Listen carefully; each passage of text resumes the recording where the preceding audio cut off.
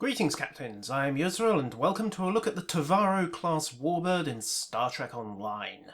This is a light warbird. Basically, it's a bird of prey or an escort analogue, and visually it's a modernisation of the classic T'Lis warbird seen in the original series episode Balance of Terror.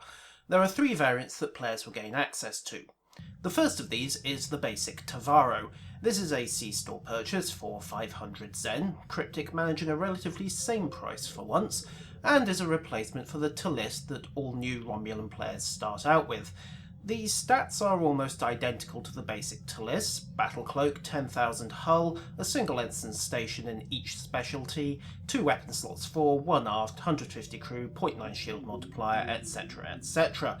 The only advantages are an extra tactical console slot and an extra 5 power to engines.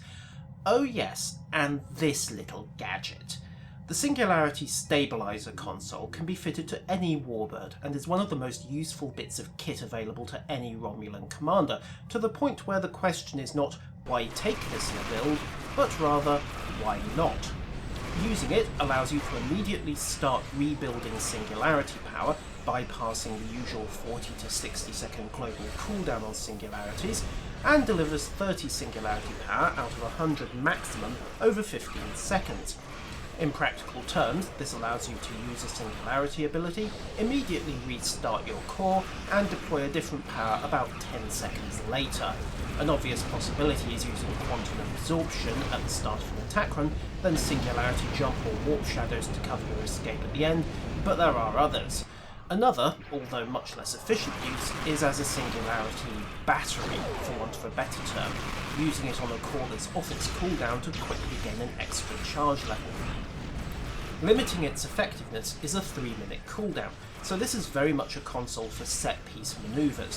While it can be handy in an emergency situation, the approximately 10-second delay before you have usable power levels makes it rather shaky as an "Oh Jim" button. Frankly, this is one of the few times I'm going to hand out an unreserved "buy this" recommendation. The ship itself is nothing special, although there's nothing bad about it, but at levels 1 to 10, which is when you'd expect to use it, the edge offered over the T'Lis is so minor as to not be worth mentioning. No, it's all about that stabilizer console, and at $5 I can't even complain about the price for a piece of gear that has saved my backside on multiple occasions and will probably do the same for you. Even if a small part of my brain is nagging me about, well, not necessarily pay to win, but certainly pay for power. Once you hit level 10, the T'Lis pretty much goes away, and after 40 levels in dry dock it comes back at level 50 as both a retrofit and a fleet hull at Vice Admiral. Prices are more at Cryptic's usual level, sadly. 2,000 Zen, $20 for the retrofit, and then either one fleet module, 500 Zen, $5, energy credits, dilithium, you name it, to upgrade the retrofit to the fleet hull, or if you just want the fleet hull as a standalone, then that's 4 fleet modules, again $20, 2,000 Zen, etc, etc. The numbers, well, mostly it's escort territory. 27,000 hull, a 0.9 shield modifier, maybe a little on the weak side compared to the 30,000 hull and higher shield modifiers seen on Starfleet escorts, but it's still significantly tougher than most birds of prey. Manoeuvrability likewise is mid-range at 18 degrees per second base. It's got the standard 4-3 weapons fit, but it's let down by only having 3 tactical console slots. The fleet hull does add the usual 10% shields and hull, and it also adds a 4th tactical slot, so you go a long way to fixing the problems, but it still won't compete with a bug ship or the Fleet Defiant for raw weapon power, and there are Romulan warbirds that have 5 tactical consoles as well. However, the Tavaro has got other advantages. The first of these is the enhanced battle cloak. This was previously only on the Burrell retrofit, which paid for it by having all the durability of an Orion's uniform, and like the Burrell variant, this allows you to use just about everything besides shields and energy weapons while under cloak. Of course, it has the same problem. Torpedo fire and some abilities will cause the cloak to flicker for a second or two, so a quick adversary will get a shot in, and of course your shields are down. It's still very powerful, and it's an excellent way of controlling a battle's tempo and keeping strategic initiative. The next selling point is the bridge officer setup. Most of it is standard escort fodder, commander and ensign tactical stations, lieutenants in science and engineering, but it also comes with a universal lieutenant commander slot, which gives it a significant level of flexibility. You can play pure escort with a third tactical officer, or operate a more varied build, and particularly fun times can be had with the destabilized plasma torpedo, gravity well and or viral matrix. And the battle cloak in conjunction with this allows you to duck out of a fight and pretty much reconfigure your role on the fly without having to actually kill everything to break the red alert. It's not on a par with the Bird of Prey's completely universal layout. On the other hand, you have a hull that won't breach if somebody sneezes at the wrong moment. Needless to say, the retrofit also comes with a special console, and in this case it's the Plasma Destabilizer. This is a universal console, so fortunately you don't have to slot it into a tactical slot, and what it gives you is basically an extra torpedo tube. Of note is that it forms half of a set, with the other half being the Singularity stabilizer I was talking about a few minutes ago.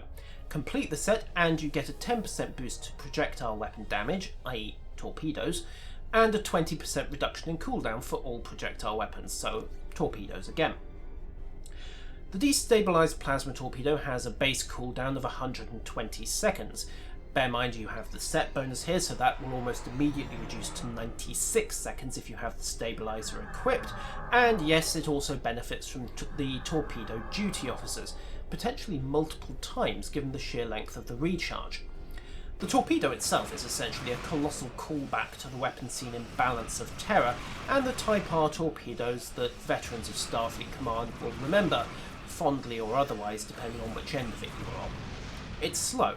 I estimate a speed of about 18 to 20 on a good day, so it can both be outrun and it can be destroyed. It's also the only weapon in Star Trek Online to have a minimum range, at least it's the only one I know of. This torpedo cannot be fired within 2.5 kilometers of its main target, although it has to be noted that this is actually a safety measure, since the torpedo has a blast radius of 2.5 kilometers, and it will set the launching ship on fire if you're within range when it goes boom. Happily, this seems to be the limit of friendly fire, so blowing away your allies by accident isn't a massive concern. On the bright side, the torpedo has just shy of 4,000 health, as opposed to the usual one-hit wonders, and it will detonate even if it's destroyed, so traditional point defense doesn't really help all that much. And when it does detonate, there's rather a lot of pain to go round. The base damage is 13,320 to every hostile within 2.5 kilometers. Thing is, everything you'd expect to increase the damage of a plasma torpedo works on this torpedo as well. So a typical loadout can expect 24,000 damage from skills and consoles, and then it just goes up from there with buffs. Oh, and just to add insult to injury, you get a 1.5% of the initial strike as a plasma fire that ticks every second for 15 seconds, and there's also a damage resistance debuff on top of that. Oh, and that's assuming it doesn't start killing your crew off as well. Summed up, getting hit by this thing will make the target's eyes water, to say the least. Of the escort-style warbirds, the Tavaro is probably the nearest to the traditional escort. It's let down slightly compared to pure escorts like the Jem'Hadar attack ship, the Defiant, etc, etc, etc, by a lack of tactical consoles and a slight lack of durability, but it has an edge in utility with the Universal Lieutenant Commander and the enhanced battle cloak, and the destabilized plasma torpedo, effectively used, goes some way to making up the difference in the console layouts. Add in the Singularity stabilizer and you have what amounts to a vicious little torpedo and support boat. My biggest gripe? Well, it's the usual one with me when it comes to high-end ships: the price. The retrofit is 2,000 Zen, the basic Tavaro 500 Zen, i.e. the console, and, well, the bright spot, I suppose, is that the starter pack, which gives you both these ships, is $24.99, so basically 2,500 Zen equivalent. Granted, you do have to pay cash, there's no converting dilithium here. So frankly, you might as well buy the starter pack, because then you get 2 free bridge officer slots, a liberated Borg Riemann, oh, and a nifty title if that kind of thing floats your boat. The upgrade to fleet level, of course, is 1 fleet module for an upgrade, $5, energy credits on the exchange, or dilithium, depending on which way you go. Or if you want standalone, I'd have to question why, you're looking to pay 4 fleet modules, so $20, 2,000 Zen equivalent.